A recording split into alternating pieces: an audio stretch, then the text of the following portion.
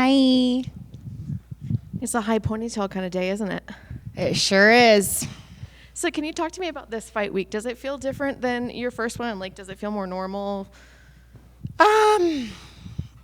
Yeah, I think honestly, for my MMA career, I spent so much time doing judo and so many times in the finals of big events and traveling the world, and it just became like, oh, this is my job. This is very normal. This is where I feel most at home. And it took me a little bit to feel like that in MMA, but I can say without a doubt now that I really feel like this is where I'm supposed to be. I'm doing exactly what I'm supposed to be doing with all the right people. And yeah, this is the path, and I'm chasing a dream. Does it feel weird to you that the talk of this fight week is not your fight that you're about to embark in, and not even the co-main event? It's what happens after. That's more the dynamic.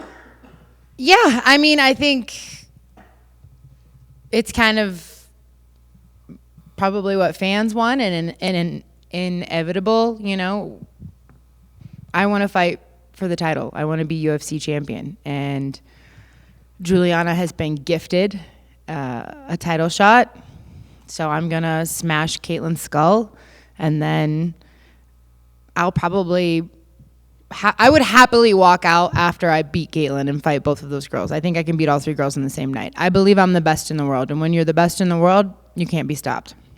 Was there any disappointment when you got this fight? No, I mean, I get it. I'm the new kid on the block. I still have some maybe proving of myself to do, but all good. All good. And I feel like I know the answer to this, but do you feel like you need to have like a highlight reel finish win to get that title shot? I mean, the goal is always to go out there and dominate and still my will. 3 hard rounds, 1 rounds at a time, 1 minute at a time, 1 exchange at a time, 1 breath at a time. But of course, I'm looking for the TKO, KO, or submission. And I know everybody's asking about what you think of the co-main event, not that sort of thing. But what do you think of the woman that's standing in front of you? I think that Ketlen is a good fighter. I think she's well-rounded. She's got a judo black belt. People have been talking to me about a jiu-jitsu black belt. But I believe in my heart that I'm better everywhere. On the feet, on the ground, grappling. It's going to be a long night for Ketlen. I know you've asked about being the backup fighter. Has there been any official word on that? I haven't heard officially from the UFC, but from what I understand, I'll be stepping in if someone fucks up. Have you kind of prepared for that? Have you thought of game plans for, the different...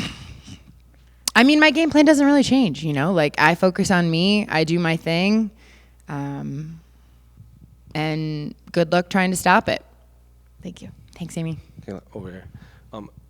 With one fight under your belt, I'm curious, what's it been like now? Because in the PFL, you don't really have to lobby or call for fights. It's a tournament, and now in the UFC, you have to do more than just win. You have to kind of promote, sell, and make the UFC want to give you these opportunities. So what's been the biggest difference now coming over to the UFC? Is it just that, or is there other stuff involved? I mean, it's just been a dream. The UFC is the best in the biz for a reason. They are from the top down. Every employee is so professional, so welcoming. I feel very at home here. And I guess there is a little bit more of the entertainment aspect to it, which is kind of giving me an opportunity to grow as well as an athlete and as a brand. But my focus and my goal has been to be so good that they can't ignore me. So I just keep showing up, beating the shit out of girls, and that title will be mine soon enough. And you kind of touched upon it before your debut against Holly, but there obviously is that group of fight fans that only watch the UFC, and then you wanted to go out there and make them fans of you. So have you noticed that you've been recognized a lot more? Yeah, it's crazy. Just little things, I was at the beach with my kids and some high school kid, we're talking a young kid. He's like, oh, are you Kayla Harrison? And I was like, yeah. And he was like, oh my God, I just played you in UFC 5. You're so good. And I was like, oh my goodness. Yeah, it's been really fun for me, and I'm just enjoying every minute of it. I'm living my best life. And what do you make of Raquel saying that she even sort of prepared for you just in case, just given Juliana's history? I know. I was surprised to hear that, but I think there's something. I've got a vibe about it too. So that was smart of her. But I mean, it doesn't really matter. You could have the rest of your life to prepare for me, and you're not going to be ready.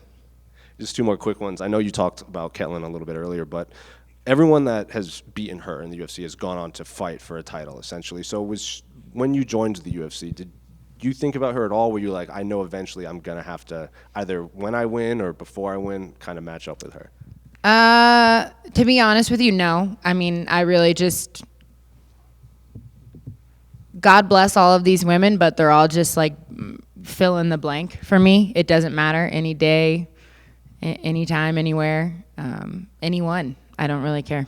And then Juliana was in here and she said that Raquel isn't a good representation of the women's bantamweight division because she doesn't promote. She's not doing the things that will bring eyeballs to the division. So do you agree with Juliana, or is she just kind of selling the fight, or where do you think her mind's there?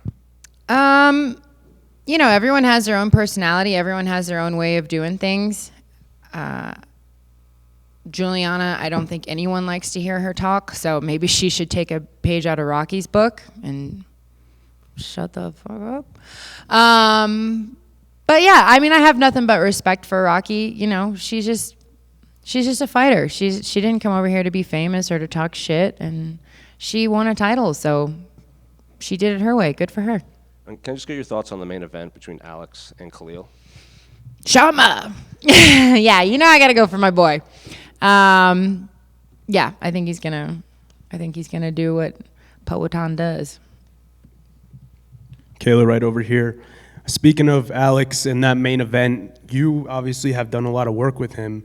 Do you think that some of the judo that you've been able to drill with him could be a deciding factor in this fight? I mean, for sure. You know, he's definitely come a long way, and he's extremely well-rounded. I think people really underestimate his grappling ability, and we may even have a little side bet going on about who gets striking, or you know, maybe my striking or maybe his grappling. We have a little side bet, so I'm excited to see it. I know he's gonna shine, just like me. And for you, this is only your second fight with the UFC, but you seem to be loving the game more than ever. How has the fire within grown for you since joining the UFC? I think that it's just been able to sort of blossom. Yeah, you know, this is.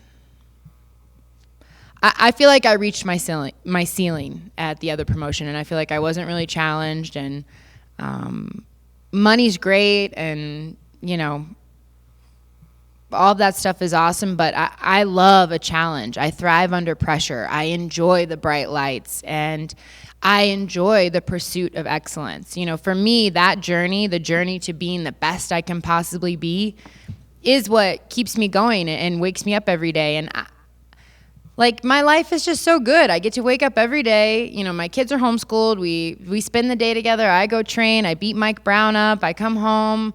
You know, I feed my emus. I go back to training. I beat Mike Brown up again. And, like, hang out with my kids. Like, my life is beautiful. So that really nourishes me, nourishes my soul. It was a big risk. You know, I took a big leap of faith. I felt called, really, by God to be here. And I still feel that. I feel like I'm on the right path.